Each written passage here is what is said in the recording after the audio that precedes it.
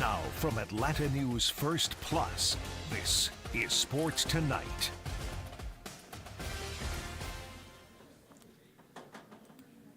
Happy Tuesday, everybody. Welcome to Sports Tonight. That clap just woke you up if you were sleeping.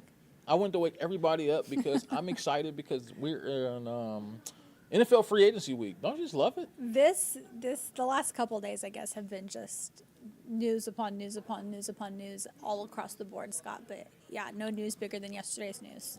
And since you weren't here, let's talk about it. Right, and it's kind of crazy because they call this the tampering period, right? Like the legal tampering period. Because I guess technically free agency hasn't really started yet, but it has, and pretty much we know where everybody's going right now. But the legal tampering period is for a couple days. Tomorrow, is it tomorrow where they can officially sign their contracts with their new team? 4 o'clock tomorrow. So we'll get a flood of emails from the Falcons. Right. Confirming everything. What if a guy just backs out like on Wednesday? Like, nah, I don't want to go there. I want to go here. I don't know if that's ever happened before. That's kind of wild, right? Well, yeah, but I'm sure crazy things happen all the time across the board, everywhere. Right. So it wouldn't surprise me if it has happened or if it would happen in the future. Right. So the Falcons got back to work today, obviously after signing Kirk Cousins yesterday, and big money Cousins just continues to rake in the mone, right? And so they decided to get him some help. I want his agent, by the way. I know. Look, we're going to talk more about that one because I have a lot on my mind about Kirk Cousins. But today the Falcons went out and got Kirk Cousins some help on the receiving side, signing former Chicago Bears wideout Darnell Mooney to a 3-year, $39 million contract. Mooney, former Bear, he had a big season in 2021 where he had 80 catches for over 1,000 yards. Kind of slowed up, and I don't know, did he slow up in recent years, or was the quarterback play not there? I don't know, but for whatever reason, his numbers weren't there the last couple years. But I think he's kind of like the perfect complement to Drake London because of what he brings to the table from a speed standpoint, from a playmaking ability standpoint downfield. If you look at some of those catches, you'll see one-handed grabs and everything like that. He's a speed guy, so I think the more weapons you give Kirk, the better. And I think right now, when you look at it on paper, at least, the Falcons has what it takes to have a pretty explosive offense. Yeah, and what I like about it, too, is Drake London doesn't necessarily need any, veteran around him at this point. 3 years deep, you become a veteran yourself. Right. But this guy could possibly give him some kind of leadership? Yeah, give him some kind of something as far as off the field. Yeah. I think it's important locker rooms have guys who are a little older. And right now, or at least at the end of last season, that locker room was very young. Yeah. So I think any kind of veteran leadership in any position group is important. That's why I love the fact that CP is still with the running backs. Well, I know you would say goodbye to him in a heartbeat. Is he really going to be there this season, you think? No, I don't know that. But I'm just saying I love the fact that when there's a younger guy, an older guy with the younger guys, that they could provide some kind of support that I think actually goes a long way. And you might not think that. I do. And I think that Mooney provides that in a very young receiver's room. I ain't even going to lie. I started thinking yesterday because Kirk Cousins wears number 8. Kyle Pitts wears number 8, but Kyle Pitts is going to give it up. Well, he can get 84, right? Wasn't that his number in college? Well, yeah, that's what he said. So so yesterday he posted all kinds of stuff, and he was so excited about Kirk, and he had a picture of him with the number 8 jersey on. Yeah. Kirk with the number 8 jersey on. Then the very next picture was him back in his 84 jersey when he played for Florida, with an emoji, like a thinking man emoji. So we'll probably see him in 84. But wait a minute, Scott, I'm gonna put you to the test, and I know you know this already. Probably, maybe I hope. I don't know. Who wore 84? Roddy White. Yes. It's not retired yet. Well, yeah. I mean, do NFL teams really retire numbers like that? Yes. They do? Okay. They do. I wasn't sure how that worked as far as from And I do believe standpoint. I do believe that number will eventually get retired. Maybe you don't think so, but for the Falcons, I do think it has a chance. Yeah, Roddy White was pretty awesome. But didn't Julio's CP wear number this year? will. What? Yeah, didn't CP wear 84 this past year? Yeah. Yeah, well, I guess that gives you your answer whether he'll be back this season. I mean, if Kyle Pitts already says that's the number I'm going to wear, so. Stop. Well, I think he squeezed a year longer out of what I expected of him anyway with the Falcons, so that's good for him. But look, it's good to just add weapons. Look, if you're going to spend as much money as they spent with Kirk Cousins at the quarterback position, you better load him with weapons around him, and it appears that's what they want to do, getting Darnell Mooney. And so now Look at the weapons all around the quarterback now. I mean, now you have Bijan Robinson in the backfield. You have Kyle Pitts out there. You have Drake London. You have Darnell Mooney. They have a lot of what it takes to be an explosive offense, and now they have, I think, a good quarterback to bring it all together. So let's talk more about that. Wait. I have one more thing to say. Go for it. I think this leads us, though, to in a month from now, the Falcons are going to draft defense. For sure. Yeah. I definitely think yesterday, with the signing of Kirk Cousins, it opens the door now to be able to get a good pass rusher. So now I think you look at guys like, Dallas Turner from Alabama and guys like Jared Verse. I think you'll see those guys be mentioned on some of those mock drafts with the Falcons, because I think now that's the next highest area of need on the football team. Yeah, I mean, and listen, I do think eventually they're going to get it. They might this year get a young quarterback that Cousins could groom, but if not, they might give it a year and wait till next year. Yeah, I think. And let's see how Carson Beck does. Well, that's true. But I think now getting Cousins, it makes it not a priority to get a quarterback now. Whereas if you did not get Kirk Cousins, that probably would have been a priority in the first round of the draft. So I think it kind of erases that a little bit. So like you said, I wasn't here yesterday, so I didn't get a chance to really talk a whole lot about Kirk Cousins and his arrival with the Falcons. Look, a couple things I do want to hit. Number one, like you just said, I want Kirk Cousins' agent, right? Because he has squeezed more money out of a career, and this is not meant to be an insult, because I think Kirk Cousins is a good quarterback. I don't think he's a great quarterback. I think he's a good quarterback who's had high-level production for a long time. With that being said, when you get Kirk Cousins on your football team, you're pretty much making the agreement that we're probably not going to be serious contenders for anything. And what I mean by that is Kirk Cousins is a good quarterback, but his history and his track record has shown you're only going to go but so far if he's your quarterback. He has a 1-4 record in the playoffs. He's taken his team to the playoffs only 4 times out of 12 seasons. So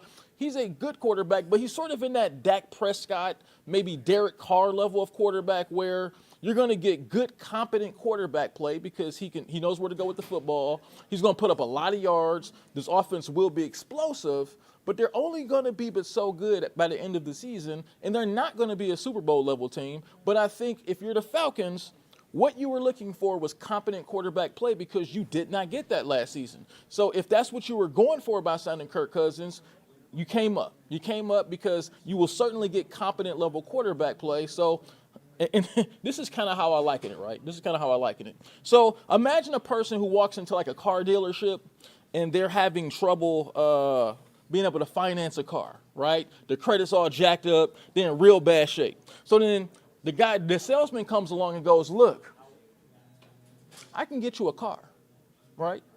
You're in such bad shape, I can get you a car. And so then he gives them like a deal right in front of them. Look, I got this 2017 Ford Fusion right now, but it's going to cost you about $800 a month.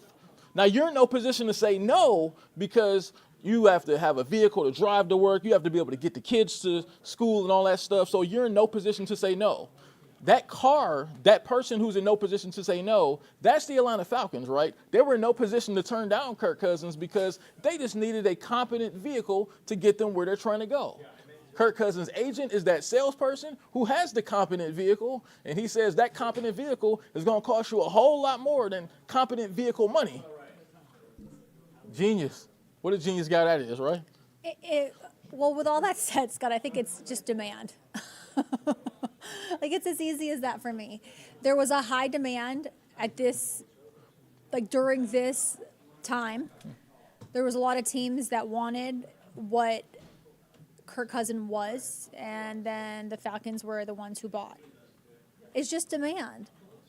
Like, if all the teams had what they needed at this point, Kirk Cousins wouldn't be in high demand. Look, I get it. Look, I mean, look. You know what I'm saying? To me, look, I don't know if, and I posted this on social media yesterday, I don't know of 2 players that have squeezed the most, and I think this is what they do on purpose. Guys like Kirk Cousins and Deshaun Watson, what they do... I'm not mad at it, though. No. I'm certainly never mad at a player. I think a player should get as much money as he needs, because these owners are making so much money hand over fist in the NFL. I'm always in favor of the player getting as much money as he can. With that being said, though, look, the true superstars here are the agents of Kirk Cousins and Deshaun Watson, because when you look at what those 2 agents did, they basically went to quarterback-thirsty teams and offered them a glass of water, offered them a bottle of water for $20. That's kind of what they did, right? These teams were thirsty for quarterbacks, and they went to the Browns and they went to the Falcons and said, look, what I can sell you is competent level quarterback play. But we're going to charge you like you haven't seen. And so I think that's what guys like Kirk Cousins and Deshaun Watson have preyed on. They've preyed on quarterback-thirsty organizations, just starved. They're so just hungry and thirsty. They're just starved for decent quarterback play. And I guess they provide that, but at what cost? The same bottle of water costs different, pricing at the gas station and on an airplane. That's true. That's the same bottle of water theory, right? You take that same bottle of water, you have it at your corner store, it's $1.79. You take that same bottle of water and take it to the airport, it's like $10 or something like that. It's all about demand. Yeah, listen, I think this is like anybody and anything is better than Desmond Ridder. I hate to say it. I will Great agree guy. with that for certain. I mean, look. 2 years of just blah from the Falcons at quarterback. I just hate the fact that he's turning 36. And this is not bad Achilles. Me against Cousins. This is just like a me with more of a Matt Ryan comment that he's 36. They're bringing him in, paying him all this money. And Matt Ryan was 36 when he got basically dumped out. The exact same age. And Matt Ryan was a proven quarterback for the Falcons. Do you get what I'm saying? I think it's like the stock market. It's when you hit the market. But with that being said, I think Kirk Cousins and a Matt Ryan, I said it yesterday, I think they're both elite quarterbacks, and you can compare the two. You know what I'm saying? I just think they're very comparable. You said Kirk Cousins is an elite quarterback? An elite, I'm not saying, my definition of elite is not Tom Brady, okay? My definition of elite is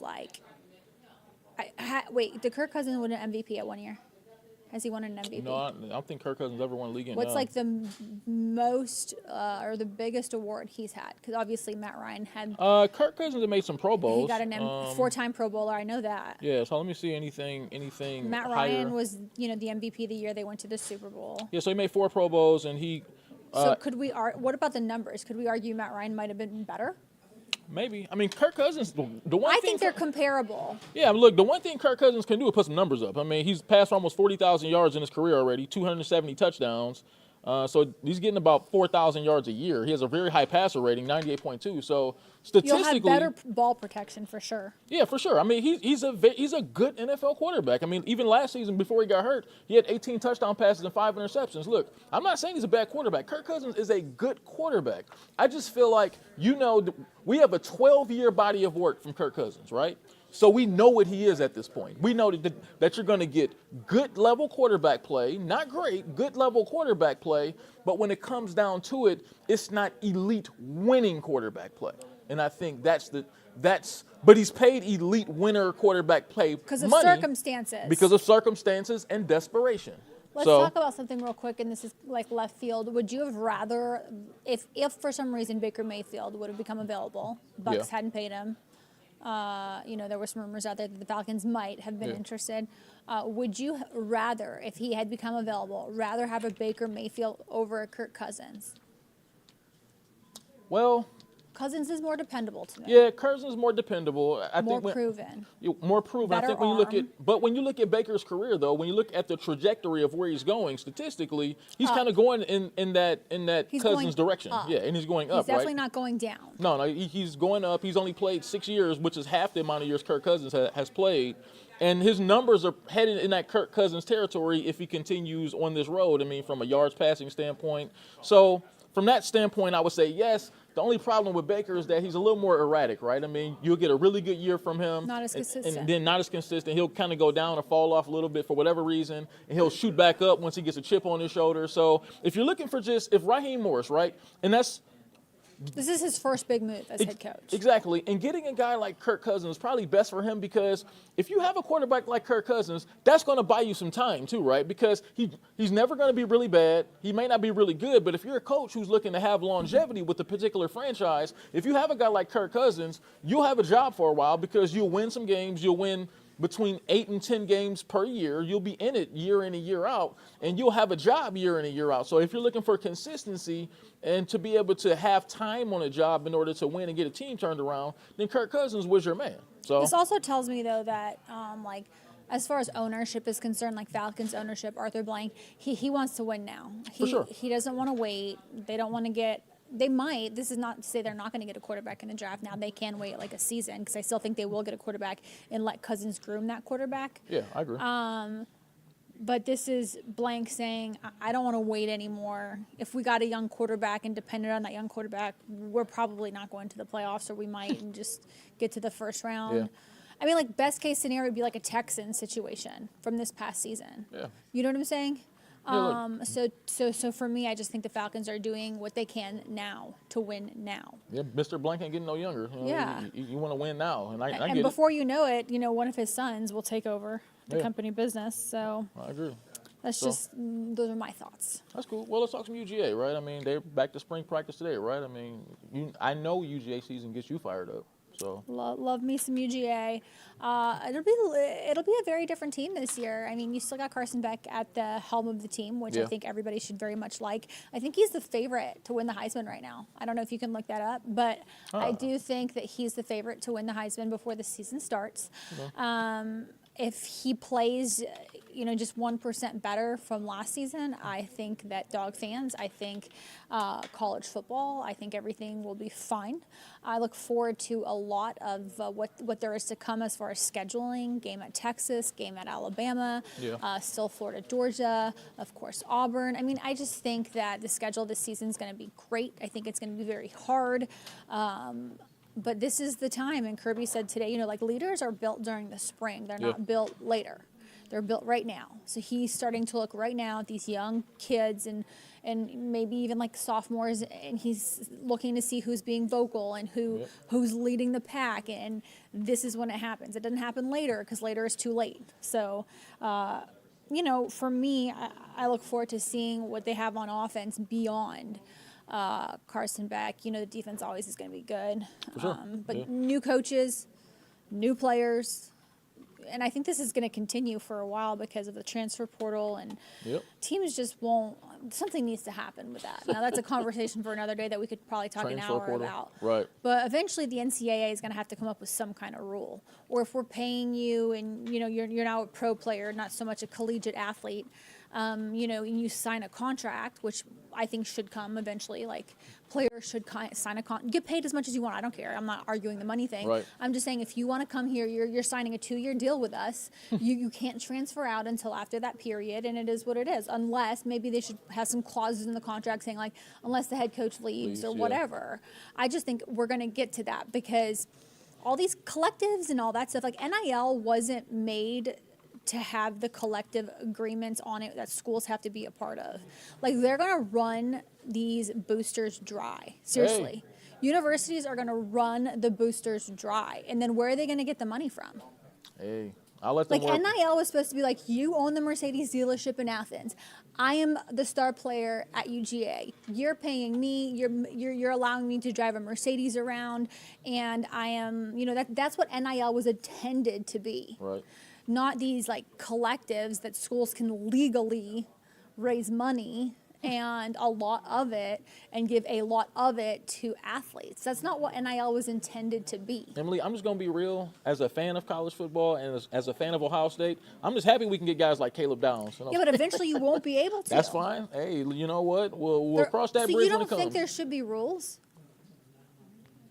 I mean, so what if there were no rules in the NFL, or there's caps everywhere? If we're going to treat college sports as if it's like almost pro sports at this point, there should be some kind of cap.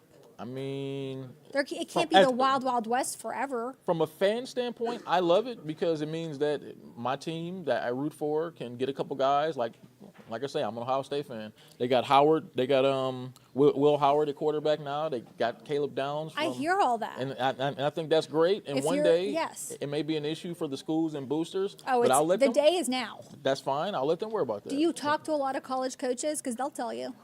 Off the record, they'll sure tell you talk to more than I do. But they will tell you it's a problem. Didn't Saban do his first interview like public interview and all that. He And said that's part of what drove him out. Yeah, I mean it's kids no longer care about where they're playing. They walk into the door and say, "How much are you paying me?" And that's all they care about. And I don't hate that. Like, I'm not a hater. Like, that's Right. fine. If that's the game, I'm all for it. But eventually there has to be some kind of regulation to it, because it just won't work forever. You're like bleeding somebody to death. Well, Just take my word for it, Scotty. But regardless of all that, I do think UGA will be fine. If they want to get bled to death, no, I'm joking. I think that it'll be, now this year will be the first time the playoffs is 12 teams. I don't think Georgia's going to miss the playoffs forever. As long as Kirby's there, they'll be in the top 12 and be fine. But speaking of Kirby. Yeah, well, let's hear a little bit from Kirby today as he's getting started. Kirby's about excited. Well, excited for Kirby, right? I mean, yeah, about as excited as excited gets for Kirby. Let's hear a little bit from him today, all right? Yeah. And we've been transitioning, doing a lot of football work meetings, lifting, running. It's been really good for us. I think it's been January we go out recruiting, so we don't get to see our young new players. I think we got around 30 between portal, I'm calling new, and mid-years.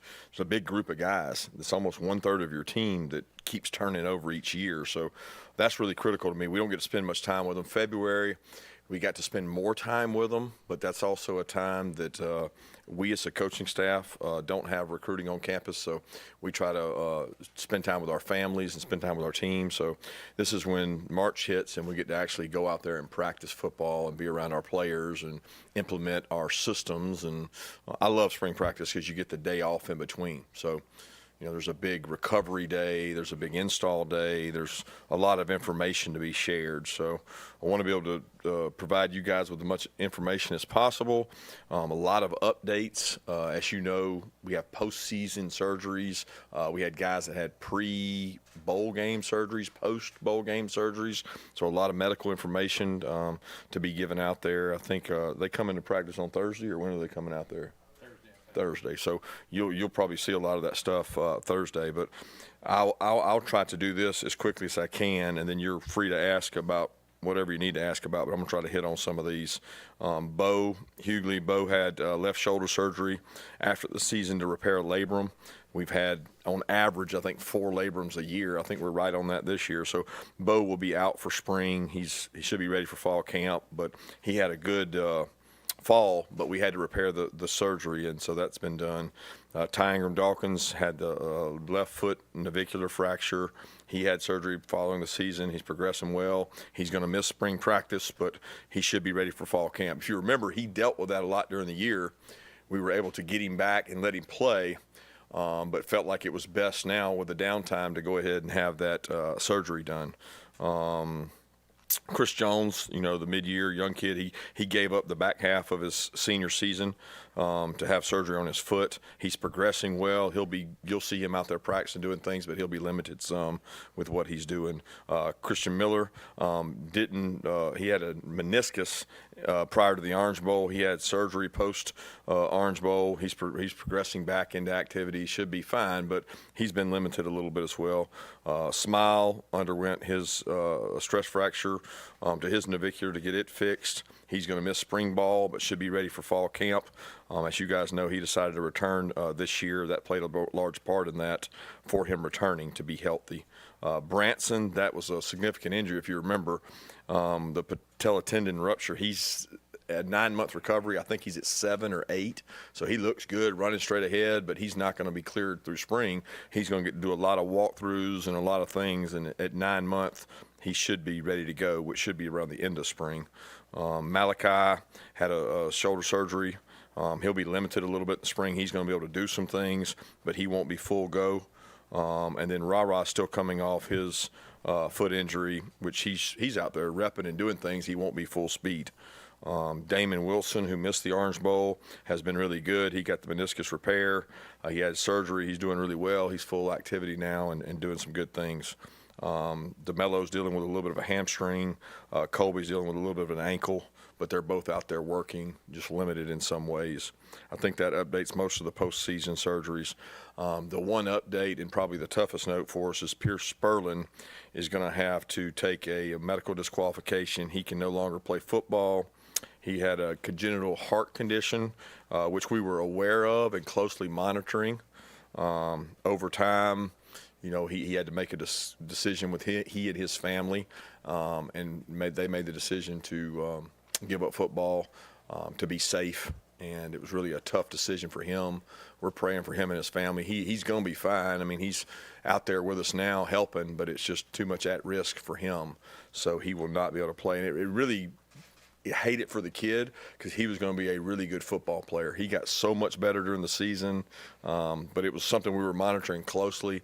And it got to the point where he had to make a tough decision to give up football for the safety of his well-being. But we think a lot of his mom and dad, his family. Both of them are Georgia grads, and I really hate it for Pierce because he was going to be a really good football player. But he'll stay with the team on scholarship in a role, and he'll help us day to day out there. And we've had people have to do that before. So that's a lot of words to open it up for you guys. And goals of spring for me would be to expand our roster of winning football players. So what defines above the line and below the line is, can you play winning football? We probably got 30 or 40 guys that have proven that. We got another 30, 40 that have to prove that to get the team we need to have ready to go play the schedule we have. So that, I'll open it up to you guys.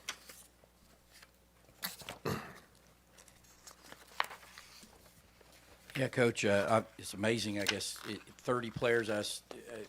You tell me if all the mid-years and transfers will be present for spring. But my main question I wanted to ask you is, you got 4 new coaches coming in as well, and I don't know how many support staff, but how much onboarding does that require for you in terms of these? They hadn't been through one of your practices either, and all the things that are unique to your program.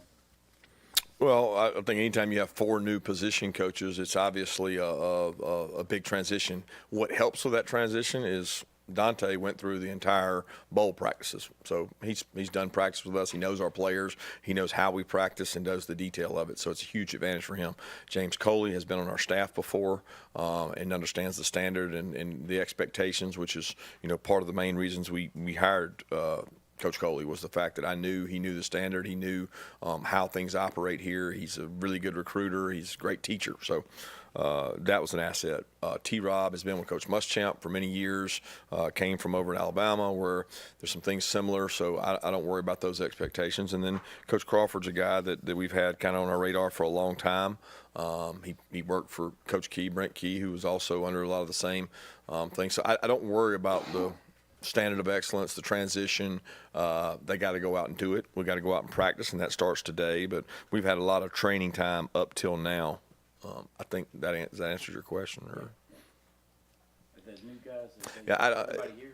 Yeah, when you say everybody here, I don't know what you mean. The guys that came mid-year, they're all here. The transfers, particularly, are they all here? Yeah, everybody that came, like the Stanford young man's not here. Yeah. But he's not here yet. But the rest of those guys are all here. They're the guys that came in the portal that signed with us and came, and some of them got to practice in bowl practice, and some of them chose not to practice in bowl practice, but they're here with us since January, and they've been working out, and they should be out there unless they were aforementioned injured.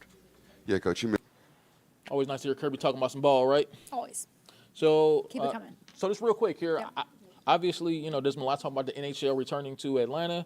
An Atlanta group formally requests NHL expansion franchise, a group out of Alpharetta. So it's Alpharetta and Forsyth County now have both requested that they get an NHL team. Yeah. I don't know how I feel about it, Scott, to be honest. It's very preliminary right now, but Right. for me, I'm like, it didn't work the first time in Atlanta. What makes you think it's going to work in the outskirts of Atlanta? I don't know. When I talked to some of the guys with the Gladiators, they were looking at it like maybe things are different now. 10 years I'm not later. a hater. Hockey's great. I'm Canadian. Come on. Yeah. I just want to be realistic about the situation. And if they do bring a team here, let's not bring it here to fail. Right. You know what I'm saying? I'm with you. That's true. So real quick, what's on your mind? I guess real quick, what's on my mind is we got UGA Pro Day tomorrow, right? Pro Day tomorrow. I don't know how much the guys will actually do because quite a few guys had good Combine days numbers. at the combine Yeah. Indy. But you'll certainly see Brock Bowers, Ladd McConkey, Javon Bullard. You'll see all those guys out there doing their thing, and I wish them nothing but the best because they have been awesome to cover. Awesome. Hey, well, it's been cool. That's been another episode of Sports Tonight. Emily, it's always great. We'll talk probably more about Pro Day tomorrow on Sports Tonight once we see how those guys perform. Deuces. Later, we're gone.